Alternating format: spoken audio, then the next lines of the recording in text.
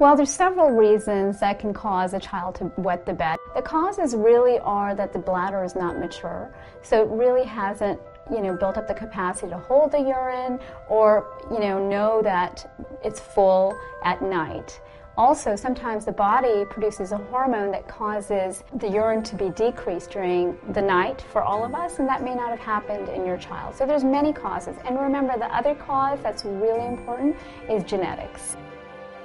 If you had bedwetting as a child or your spouse had bedwetting as a child, 50% of your kids could have bedwetting. So remember that. And it doesn't mean that your child will have bedwetting forever.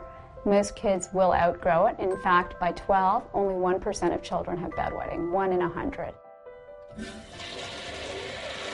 A full bowel can actually impact the ability of the bladder to retain urine or have bladder control at night.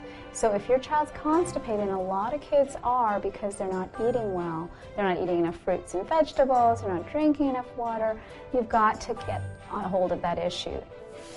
Know that a lot of kids have bedwetting normally, but also there are times when bedwetting is not normal. So one of the reasons a child can bedwet is if the child has sleep apnea. When a child has sleep apnea, they can't really breathe properly at night, and that can cause disrupted sleep. So when there's disrupted sleep, the child tends to sleep heavier in other periods. And that is one of the reasons a child could have bedwetting. So if your child's snoring and having bedwetting, those are reasons to see your pediatrician. Bedwetting can, in certain cases, be a symptom of a UTI or urinary tract infection.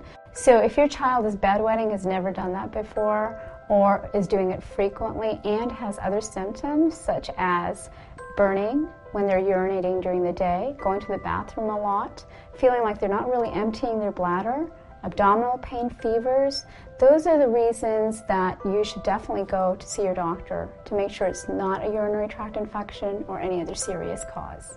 Excessive drinking and excessive going to the bathrooms can sometimes be a sign of a rare problem called diabetes.